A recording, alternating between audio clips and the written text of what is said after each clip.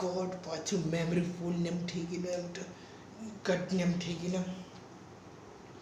okay જલ્દી એમ આ 2-3 second પછી એમ બંને એમ થઈ જાય તો એ ટાઈમ એ લોકો બચી જાય ને તે thank you for watching good bye તો એ લોકો એમ હાફ ટાઈમ એમ હોય તે એમ બધાનું અલગ અલગ એમ પોઝ ને એમ તે સેમ હોય તો